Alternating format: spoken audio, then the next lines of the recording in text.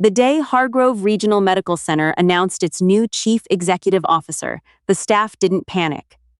They'd seen administrators come and go. They pinned the memo to the corkboard in the break room, read it twice, and went back to work. But this one was different. Hargrove Regional had stood on the edge of Millbrook, Ohio, since 1952. 3 generations of the same families had been born in its maternity ward, had their appendixes pulled in its operating rooms, had died quietly in its hospice wing with their hand held by nurses who knew their names. The building was old. The linoleum in the hallways had been replaced so many times that the maintenance crew had stopped counting. But the care was real, and everybody in town knew it. Victor Crane didn't know it. Victor Crane didn't know much about hospitals at all. He arrived on a Tuesday in March, stepping out of a black Escalade that idled at the main entrance with its hazard lights blinking. He was 53, broad-shouldered, with the kind of silver-streaked hair that photographed well. He wore a charcoal suit that cost more than most of the nursing staff made in 2 weeks, and he carried a briefcase that he never seemed to open. His background was in corporate restructuring. Before, Hargrove could cut overhead at a regional hotel chain and then at a private school district in Connecticut. He had never set foot inside a hospital as anything other than a visitor. The board of directors had hired him anyway. The quarterly numbers were bad. The board wanted someone who could fix that. Crane had fixed things before. Nobody on the floor knew any of this yet. What they knew was the first thing he said when he called the staff together in the main conference room on his second day. "This hospital has been running on sentiment," he said, setting his briefcase on the table with a soft click. "Sentiment doesn't keep the lights on." He didn't introduce himself. He didn't ask anyone's name. Nadia Solis had been working the night shift in the ICU for 6 years, and in that time, she had developed 2 important skills. She could read a patient's color from across a room before she reached the bed, and she could tell within 30 seconds whether a new administrator was going to be a problem. She'd been standing near the back of the conference room with a cup of coffee going cold in her hand. She watched Crane set up his projector, watched him click through his first slide. A bar graph with a red trend line pointed at the floor, and she thought, 6 months. That's how long it'll take before something breaks. She was wrong. It took 4. Nadia was not what people noticed when they walked into a room. She was 31, medium height, with dark hair she kept pulled back so tightly that her colleagues sometimes joked they'd never seen her ears. She dressed in plain navy scrubs. She didn't make small talk in the break room. She didn't put her name on the birthday card collection list. She ate lunch alone most days, usually standing up at the counter by the window, reading something on her phone. Her annual reviews used words like competent, reliable, and works independently. Her supervisor, a cheerful nurse manager named Deborah Holt, had once told her gently that she might consider being more of a team player. Nadia had nodded and gone back to work. What Deborah Holt didn't know, what nobody at Hargrove Regional knew, was that before nursing school, before Ohio, before the quiet apartment in Millbrook, where Nadia kept exactly 4 photographs and a collection of succulents arranged on the kitchen windowsill, she had spent 8 years as a combat medic with the 75th Ranger Regiment. She didn't talk about that. She had done 2 tours in Afghanistan and 1 in Iraq. She had performed field surgery in conditions that would make most surgeons gray. She had kept a 19-year-old kid alive for 11 hours in a burned-out building, with nothing but a tourniquet, a SAM splint, and sheer refusal to let go.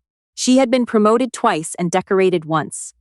And then she had come home, finished her nursing degree in 18 months, and taken the first available position she could find at a mid-sized hospital in a mid-sized town in the middle of the country, where she could do her work and not be looked at too closely. She was good at not being looked at. Victor Crane's first 3 months at Hargrove were quiet. He took meetings. He walked the floors with a notepad, asking questions that sounded reasonable and weren't. He had a gift for framing cuts as improvements. Replacing the overnight cleaning crew with a daytime rotation wasn't a staffing reduction, it was an efficiency optimization. Letting 2 equipment service contracts lapse wasn't deferred maintenance. It was a streamlined vendor relationship strategy. The staff pushed back in the ways available to them. They filed concerns through HR.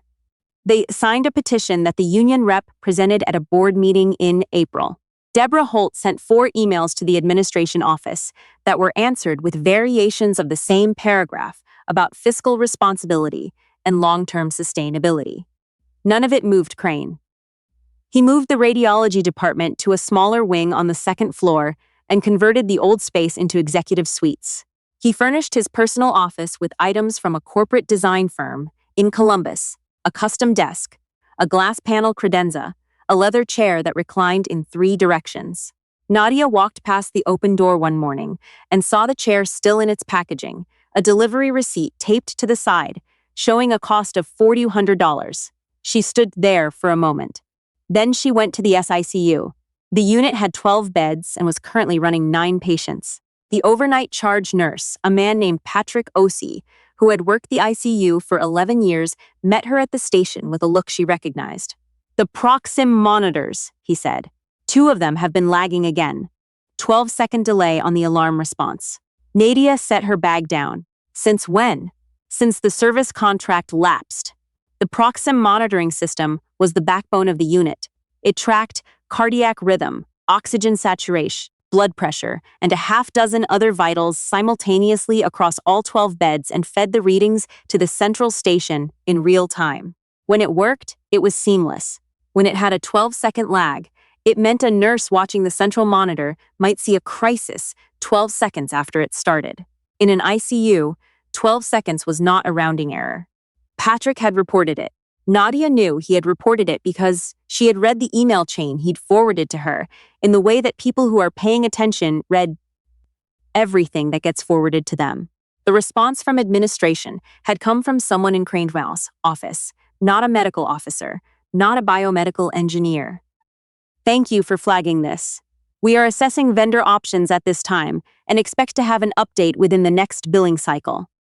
The next billing cycle was 6 weeks away. Nadia looked at the board.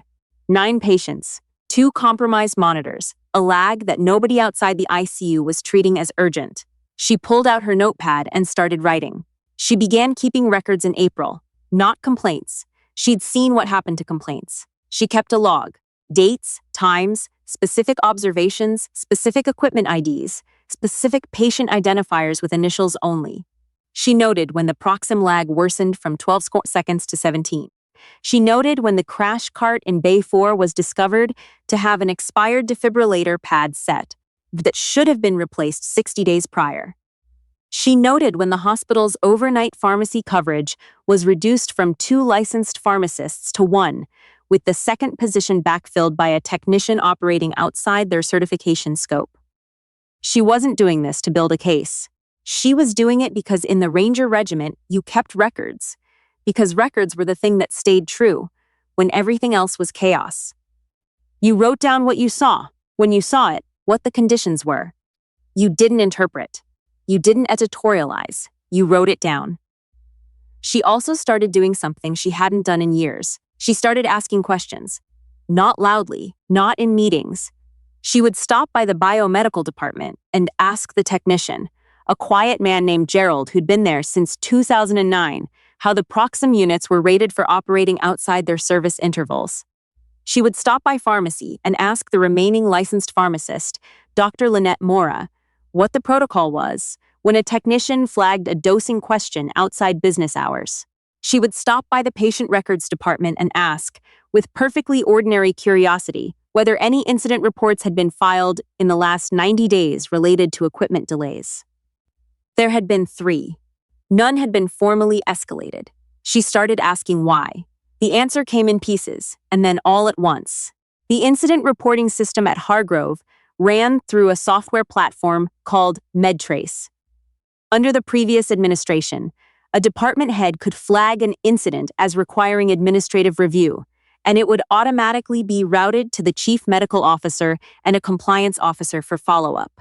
Crane had overseen a platform optimization in February that, among other changes, had moved the escalation threshold. Now, an incident required 2 separate department heads to co-flag before it triggered the automatic routing. In practice, this meant that a single nurse manager filing a concern, even a serious one, could have it sit in a queue indefinitely. Nadia found this out from Gerald in biomedical, who found it out from the IT department lead, who had flagged it internally in March and received no response. She sat with that information for 3 days. On the 4th day, a 71-year-old man named Roy Tillman, admitted 4 days prior with congestive heart failure, currently stable and scheduled for discharge in 48 hours, experienced a cardiac event at 2:14 in the morning. Nadia was at the central station. She saw it on the monitor. She was at his bedside in less than 8 seconds, which is fast. But the Proxim unit assigned to his bed was one of the 2 compromised units, and the alarm that should have sounded in the hallway. The audible signal that would have told anyone in the vicinity that something was happening didn't sound for 14 seconds after the event began. 14 seconds in that moment felt like a very long time. She got there because she had been watching. She had been watching because she knew the monitors were lagging, and she had quietly rearranged her charting position to maintain a direct line of sight to the compromised units during her shift. Patrick Ozzie had done the same thing on the overnight before hers. And the charge nurse, who followed Nadia, had been doing it too, because they had talked about it between themselves and decided it was the only responsible option available to them, while the administration figured out its vendor strategy. Roy Tillman had his cardiac event converted successfully. He was moved to a higher acuity bed, observed overnight, and discharged 5 days later in stable condition. His family didn't know how close it had been. The incident report Nadia filed was routed into the MedTrace queue and sat there. She looked at that report for a long time after she filed it. Then she picked up her phone and called a number she hadn't dialed in 4 years. Major Claire Hendricks, retired, currently consulting for a federal healthcare oversight nonprofit in Washington, answered on the 3rd ring. "I wondered when you were going to call," she said. Nadia told her what she had. She read from the log. She described the incident reporting system, the equipment failures, the contract lapses, the backfilled pharmacy position. She described Roy Tillman at 2:14 in the morning. Hendricks was quiet for a moment. "How long have you been keeping the log?" "6 weeks. How thorough is it?" "Thorough." Another pause. "Do you have documentation on the MedTrace configuration change?" "I have the original system documentation and a screenshot of the current escalation settings." The AT lead who flagged the change kept copies. "Send me everything," Hendricks said. "Don't tell anyone you called me. Don't file anything new through MedTrace. And Nadia, don't let them put you in a position where you have to choose between your license and doing the right thing." "I know," Nadia said. "I know you know. I'm reminding you anyway." The next 6 weeks were the kind of quiet that has weight to it. Nadia worked her shifts. She kept her log. She watched Crane hold 2 more all-staff meetings where he presented new efficiency metrics and asked if there were questions with the tone of a man who did not particularly want any. She watched the nursing staff grow thinner, not in the dramatic way, not people quitting overnight, but in the way that attrition works in a hospital that has become a place people don't want to stay. A travel nurse would finish her contract and not renew. A respiratory therapist would take a position across the state. Patrick Ozzie put out 1 application to a hospital in Cincinnati, and then, quietly, a few more. She watched Crane's assistant, a young man named Trent, who had been hired specifically for Crane and had the slightly dazed look of someone who had not expected his boss to be this particular kind of person, carry a new set of framed artwork into the executive suite. She kept her log, and then, on a Thursday in late June, 2 things happened. The first was that a federal investigator from the Centers for Medicare and Medicaid Services filed a request for administrative records at Hargrove Regional under a routine compliance review that was, in fact, not routine at all. The second was that the Proxim unit in Bay 7 failed completely. Not a lag, not a delay. A full failure at 4:40 in the afternoon during a shift change when the unit was at its most vulnerable. Both the outgoing and incoming nurses managing handoffs across multiple patients simultaneously. The patient in Bay 7 was a 64-year-old woman named Sandra, who had come in 2 days before with a pulmonary embolism and was on anticoagulation therapy. When the monitor failed, her blood pressure had been dropping for 6 minutes before anyone caught it. Nadia was not on shift. She got the call from a colleague who knew she had been tracking the equipment issues. She was in the parking lot of the hospital within 20 minutes, still in her street clothes. She didn't go inside. She didn't need to. Sandra was already stabilized. The outgoing nurse had caught the monitor failure, had done what good nurses do and gone to the bedside directly because something felt wrong, and the situation was under control. But Nadia stood in that parking lot and understood that the margin had just run out. She went home. She sat at her kitchen table for an hour looking at the succulents in the window. Then she opened her laptop and wrote an email to Hendricks, and she copied it to the compliance officer, whose name she had found in the original CMS records request, and she attached the complete log, the MedTrace documentation, the equipment service records, and a detailed timeline she had been building for 3 weeks. She sent it at 8:47 in the evening. She made herself a cup of tea and went to bed. Victor Crane learned about the investigation on a Monday morning when 2 investigators from the Ohio Department of Health arrived at the main entrance at 7:15 a.m., showed their identification to the front desk, and asked to speak with the hospital's compliance officer. Crane's assistant, Trent, called Crane's cell phone. Crane called his lawyer. His lawyer called him back and told him not to say anything. He didn't say anything for the next 6 hours, during which the investigators reviewed administrative records, interviewed 6 staff members, and photographed the executive suite, including the credenza and the leather chair. By noon, a state compliance hold had been placed on all equipment procurement and disposal records going back 18 months. By 3 in the afternoon, a second team had arrived to conduct a separate review of the MedTrace configuration changes. Crane held an emergency staff meeting at 4 o'clock that afternoon in the main conference room. He stood at the same table where he'd told them sentiment didn't keep the lights on. He looked different in a way that was hard to name. Not smaller, exactly, but less certain of his own dimensions. "I want to be transparent with you," he said. Nobody in the room said anything.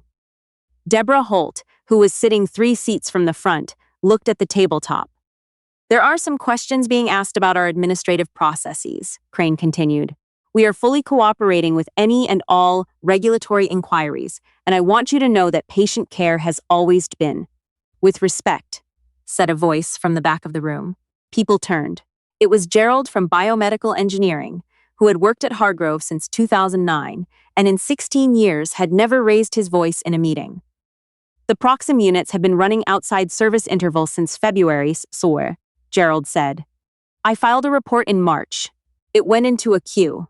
Last Thursday, one of them failed during a shift change." Crane looked at him. "Gerald, I'd like to know." Gerald said, "What patient care has always been," was going to finish with, "because I'd like to hear the end of that sentence." The room was very quiet. Crane opened his mouth, closed it. His lawyer, who had arrived at some point in the last hour and was standing near the door, gave him a look that closed the question entirely. The state investigation took 11 weeks.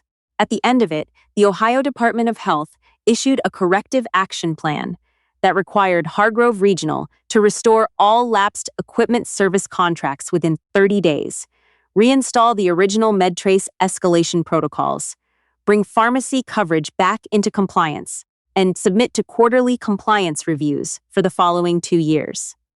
Victor Crane was placed on administrative leave, pending the board's review of his conduct.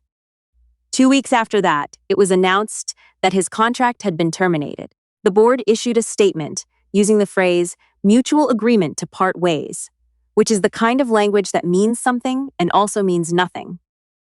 A week after Crane's departure, Hargrove Regional posted the position for an interim chief executive officer.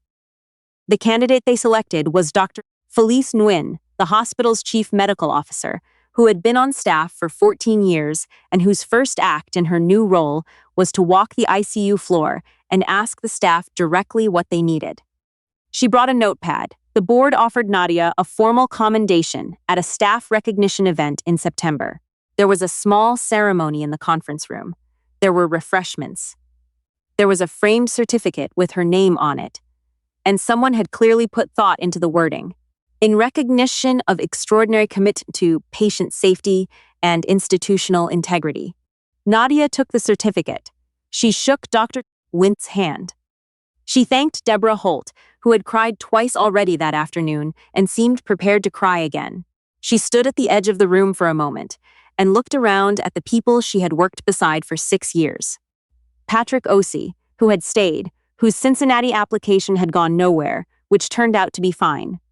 Gerald from Biomedical, who was talking to someone from the new compliance team with the expression of a man who finally had someone to talk to.